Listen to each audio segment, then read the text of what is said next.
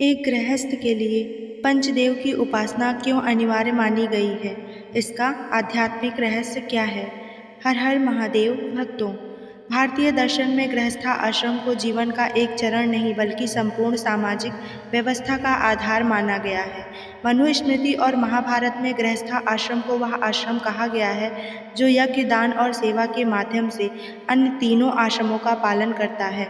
One में तप करने वाले सन्यासी अपनी मुक्ति के लिए साधना करते हैं, लेकिन एक गृहस्थ समाज के बीच रहकर अपने माता पिता, पत्नी और संतानों का पालन करते हुए ईश्वर को खोजता है।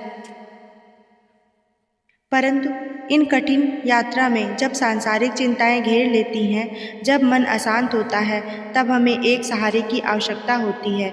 वह सहारा, वह शक्तिपुंज हमारे ऋषियों ने हमें पंचायतन पंचदेव उपासना के रूप में दिया है। और ये देव हैं भगवान गणेश, भगवान सूर्य, भगवान विष्णु, भगवान शिव और माँ शक्ति। आदिगुरु शंकराचार्य द्वारा प्रतिष्ठित यह उपासना किसी संप्रदाय का आग्रह नहीं, बल्कि जीवन को पूर्ण बनाने वाली एक समन्वित साधना है। वास्तव में ये पांच देव पांच दिव्य गुणों के प्रतीक हैं: बुद्धि, तेज, धैर्य, शांति और शक्ति का। प्रथम पूज्य श्री गणेश, विवेक और मंगल के अधिपति। जीवन का कोई भी कार्य, कोई भी संकल्प बिना विवेक के पूरा नहीं हो सकता।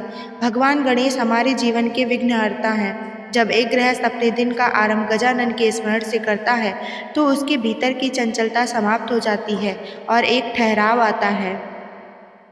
गणेश जी हमें सिखाते हैं कि जीवन में आने वाली बाधाएं हमें रोकने के लिए नहीं, बल्कि हमें और कुशल बनाने के लिए आती हैं। उनका विशाल स्वरूप हमें जीवन की हर परिस्थिति को स्वीकार करने की प्रेरणा देता है।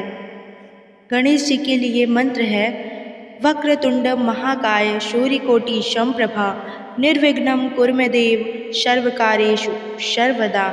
जिसका अर्थ होता है, हे टेढ़ी सूंड वाले, विशाल शरीर वाले और करोड़ों सूर्यों के समान तेजस्वी भगवान गणेश जी, आप मेरे सभी कार्यों को सदैव विघ्न रहित करें। भगवान सूर्य स्वास्थ्य, अनुशासन और जीवन शक्ति का प्रकाश। वेदों में कहा गया है, सूर्य आत्मा जगत स्थूश्च। वेदों में सूर्य को जगत की आत्मा कहा गया है। एक गृहस्थ के लिए सबसे बड़ी संपत्ति उसका स्वास्थ्य और उसका तेज है, जो सूर्य की तरह नियमित है, जो बिना आलस के अपने कर्तव्य का पालन करता है। उसी के घर में लक्ष्मी और सुख का वास होता है। भगवान सूर्य की उपासना हमें यह स्मरण दिलाती है कि हमें भी दीपक की तरह जलकर दूसरे के जीवन में प्रकाश करना है। वे साक्षात देवता हैं जो नित्य हमें दर्शन देकर ऊर्जावान बनाते हैं। इनका मंत्र है: जपाकुसुम संकाशम काश्यपेयम महादुतिम तमोरिम सर्व पापघ्नम प्रणतो अस्मि दिवाकरम। जिसका अर्थ है, गुड़हल समान लाल, अंधकार और पापों को नाश करने वाले दिवाकर को मैं प्रणाम करता हूँ। भगवान विष्णु, पालन, संतुलन और धैर्य के आधार। गृहस्थ जीवन का अर्थ ही है जिम्मेदारियों का सागर। भगवान विष्णु इसी सागर, क्षीर सागर में शेषनाग की सैया पर विश्राम करते हैं। चारों ओर विकट परिस्थितियां हैं, लेकिन उनके चेहरे पर एक मंद मुस्कान है। भगवान विष्णु हमें स्थिति और पालन का मर्म समझाते हैं। वे सिखाते हैं कि परिवार को प्रेम और धैर्य से ही बांधा जा सकता है।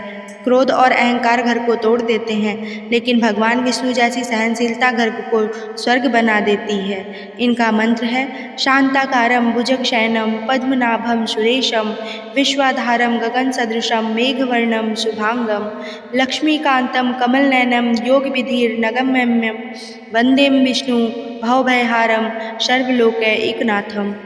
इसका अर्थ है, शांत स्वरूप, समस्त जगत के आधार और भय को दूर करने वाले भगवान विष्णु को प्रणाम।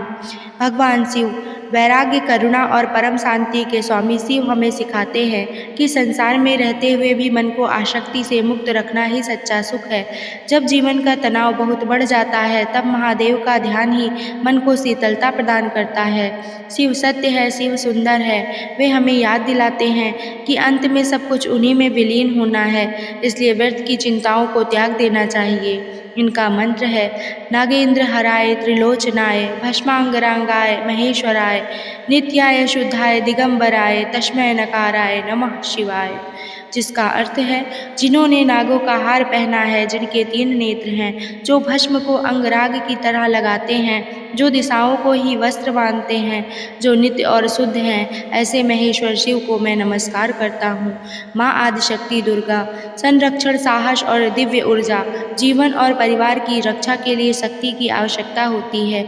माँ दुर्गा, माँ काली, माँ जगदम्बा, ये वो ऊर्जा हैं जो एक गृहस्थ को निर्भय बनाती हैं। जब हम शक्ति की आराधना करते हैं तो हम अपने भीतर के भय को समाप्त करते हैं। माँ की उपासना हमें यह विश्वास दिलाती है कि हम अकेले नहीं हैं। माँ का आंचल सदैव हमारे सिर पर है, जो हर संकट से हमारी और हमारे कुल की रक्षा कर रही है। इनका मंत्र है सर्वमंगल मांगल्ये शिवे सर्वार्थ साधिके शरण्ये त्र्यंबके गौरी नारायणी नमोस्तुते, जिसका अर्थ है हे सर्वमंगलमयी माँ, आप ही समस्त पुरुषार्थों को सिद्ध करने वाली शरणदात्री हैं, आपको नमन है। इसका निष्कर्ष ये निकलता है, जब घर मंदिर बन जाता है, अतः यह स्पष्ट है कि पंचायतन पूजा केवल एक अनुष्ठान नहीं बल्कि जीवन जीने की एक संपूर्ण पद्धति है।